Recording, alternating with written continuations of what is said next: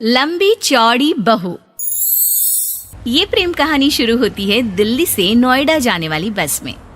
जिस बस में सवारी कर रहा होता है पराग और उस बस की कंडक्टर होती है अनुराधा। ओके, टिकट दिखाओ, टिकट टिकट। चाचा का प्लेन नहीं चल रहा है यहाँ तेरा, जिसमें फ्री में सवारी कर रहा है। हिसाब देना होता है हम लोगों को, सरकार को। निकाल पैसे, चल। पराग दूर से अनुराधा को देखता है। अरे यार, कितनी धाकड़ लड़की है, मजाल है कोई कुछ बोल दे। कितनी समझदार और कितनी कॉन्फिडेंट। आज से मैं तो इसी बस में घर जाया करूंगा।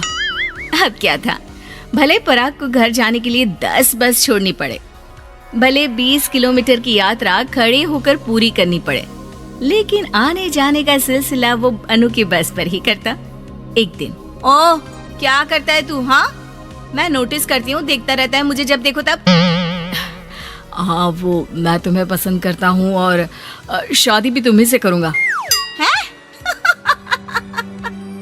वाह जी वाह, तू ना कोई प्रधानमंत्री हो गया कि आज से 500 की नोट बंद और नोट बंद। नाजिना, इतनी तो नहीं चलती, लेकिन हाँ, तुम्हें प्यार करता हूँ। तुम्हें कोई प्रॉब्लम नहीं होने दूंगा, ये वादा करता हूँ। हाय देखिए अपनी, मेरे लिए कोई ऐसा लड़का चाहिए जो मेरी तरह लंबा चौड़ा हो। अरे जोड़ी भी तभी अच्छी लगती है। जरूरी नहीं है, जो आपको खुश रखे, आपकी इमोशंस को समझे और आपसे बहुत सारा प्यार करे, जोड़ी तो उसी के साथ अच्छी लगती है। फिर क्या था, हीरोइन को हीरो से प्यार हो जाता है और दोनों शादी कर लेते हैं। शादी के बाद देख, अब तो इस घर की बहू है। अगर समझ गई है तो ये कंडक्टर वाली ड्रेस पहनकर घर से निकलने की जरूरत नहीं है। पराग अच्छा कमाता है तो तेरी नौकरी की भी जरूरत नहीं है हम लोगों को। अरे कैसी बात कर रही है माँ जी? यूँ कोई सरकारी नौकरी छोड़ता है क्या? और जब मेरी नौकरी लगी थी, मेरी अम्मा कितनी खुश हुई थी पता है? मैं तो नौकरी करूंगी। अरे नौकरी करेगी तो डंडे से मारूंगी, और हाँ, जो निकली घर से बाहर ना तो हाथ पैर तोड़ दूंगी और घर से बाहर निकाल दूंगी, देख लेना। अनु को समझ में नहीं आता कि वो सास को कैसे समझाए कि सरकारी नौकरी लगना आसान बात नहीं होती, और उसने इस नौकरी को पाने के लिए कितनी हार्ड वर्क की थी। रात को अनु पराग से बात करती है। देखो पराग, मैं नौकरी करना चाहती हूँ। मुझे नहीं पता था कि तुम्हारी माँ को मेरी नौकरी से प्रॉब्लम होगी, वरना। ऐसी बात नहीं है, मैं माँ को समझाता हूँ। अगले रोज, देखो माँ, महंगाई का जमाना है और मेरी प्राइवेट नौकरी है। आज है कल का पता नहीं। वैसे भी अनु की सैलरी मेरी सैलरी के बराबर है। अगर ये भी नौकरी करेगी तो हम लोगों को जिंदगी जीने में आसान हो जाएगी ना। सास को बेटे की बात समझ में आती है और वो अनु की नौकरी के लिए मान जाती है। अगले रोज, बेटा बहू, तुम लोगों को लेकर मुझे कुल देवी के दर्शन के लिए जाना है, तो रविवार को दोनों सुबह ही तैयार हो जाना। अगले रोज दोनों तैयार हो जाते हैं और कुल देवी के मंदिर पहुंच जाते हैं। क्या संतोषी बहन, ये कैसी बहू ले आई हो? बहू बेटा लग रही है और बेटा बहू। अरे कोई पहलवानी लड़ानी थी क्या, जो इतनी लंबी चौड़ी बहू ले आई? अब क्या बताए पंडित जी, जो बेटे ने पसंद किया हमने उसे हाँ कर दी। अब बेटा जाने और उसका परिवार, और ये तो बस कंडक्टर की नौकरी करती है इंटरस्टेट। और सच्ची, वाह वाह वाह, यह तो बड़ी बात है संतोषी। तुम तो किस्मत वाली निकली जो सरकारी नौकरी की बहू ले आई। यह तो वही बात हो गई कि घी के लड्डू का कोई शेप थोड़ी ना देखता है तो घी का लड्डू ही। सास को बहू की तारीफ सुनकर बिल्कुल अच्छा नहीं लगता। वो जल्दी से पूजा पाठ करवाकर उन लोगों को घर ले आती है। एक रोज, संतोषी बहन, तुम लोगों का घर बड़ा अजीब सा लगता है। भाई साहब बहन जी, और बहन जी भाई साहब जैसी।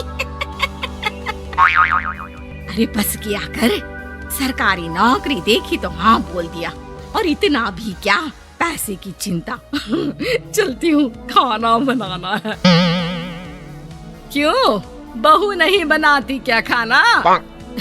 अरे नहीं, वो तो नौकरी करने जाती है ना, तो उसके आने से पहले खाना बना देना पड़ता है, वरना पता है ना आजकल की लड़कियों की ज़बान कितनी लंबी होती है।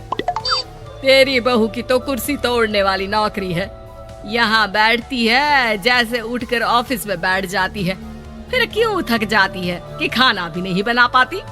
मेरी बहू भले कंडक्टर है, लंबी चौड़ी, लेकिन बता रही हूँ सारा दिन सवारी से मत्था पच्ची करती है, लेकिन मजाल है शादी के बाद एक दिन भी मुझे किचन में जाने दिया हो ना जी ना। दोनों पड़ोसन वहां से चली जाती है। सास बाजार जाती है और एक ट्रेड मशीन ले आती है। अरे माँ जी, इस उम्र में आप घर पर जिम खोलेंगी? अरे तेरे लिए लाई हूँ, रोज चलाकर 2 घंटे इस पर, पतली हो जाएगी। और खाना कम खाया कर, जब देखो बकरी की तरह मुंह चलता रहता है तेरा। वाह जी वाह, एक ही तो शौक है खाना खाने का, वो भी रोक दो। हाँ, लेकिन सास तो सास थी, बहू के खाने से लेकर एक्सरसाइज सब का हिसाब किताब रखने लगती है। अरे मैं मोहल्ले वालों को बताकर रहूंगी कि मेरी बहू भी शिल्पा शेट्टी की तरह पतली हो सकती है। वही बहू बस में जब सवारी का टिकट काट रही होती है, उसे चक्कर आ जाता है और वो गिर जाती है। सवारी हैरान परेशान हो जाती है और ड्राइवर को वहाँ बुलाती है। अरे शहर नहीं थी हमारे कंडक्टर साहिबा, लेकिन जब से शादी हुई है बकरी बन गई है। सास को तो बस इनके खाने की ही लगी रहती है। ड्राइवर बस में बिठाकर बहू को घर छोड़ आता है और सास को कहता है, अरे पता है आपकी बहू कितनी धाकड़ है, किसी को बात करने से पहले 4 बार सोचना पड़ता है कि बोले या ना बोले, कहीं झापड़ ना पड़ जाए। और आप है कि इन्हें बकरी बनाने में लगी है। अरे चुप, निकल यहाँ से। मेरी बहू है, मैं इसे बकरी बनाऊं या फिर गीदड़, तुम्हें क्या पता लोग कैसा मजाक उड़ाते हैं कि बहू इनकी बस की कंडक्टर है। बोलो मुझे कैसा लगता होगा? अरे काम तो काम होता है माँ जी, वो छोटा या बड़ा नहीं होता। खैर जैसी आपकी मर्जी, चलता हूँ मैं, नमस्ते। ड्राइवर वहाँ से चला जाता है। बहू ठीक हो जाती है। एक बार आधी रात को कोई संतोषी का दरवाजा खटखटाता है। अरे इतनी रात में कौन आ गया? मेरा घर है, कोई पुलिस स्टेशन की घंटी नहीं जो बजाए जा रहे हो। खोल रही हो दरवाजा। जैसे ही दरवाजा खुलता है, सामने वही पड़ोसन खड़ी होती है जो अनु की कुछ दिन पहले बुराई कर रही थी। मेरी बहू के पेट में दर्द हो रहा है, उसे जल्दी अस्पताल पहुंचाना जरूरी है। हाँ तो पहुंचाओ, और जल्दी लड्डू के साथ खुशखबरी भी सुना देना। हाँ, काहे हमारा दरवाजा पीट रही हो? अरे सुनो तो, अपनी बहू से कहो ना कि सरकारी बस को थोड़ी देर के लिए दरवाजे बुला ले। क्या है ना, कोई साधन नहीं है अस्पताल ले जाने के लिए। सास अनु को कहती है और अनु बस को बुलाकर पड़ोस वालों की मदद करती है, जिसके बाद पूरे मोहल्ले में अनु की तारीफ होने लगती है। सच में लंबी चौड़ी बहू के साथ साथ लंबा चौड़ा दिल भी है बहू का।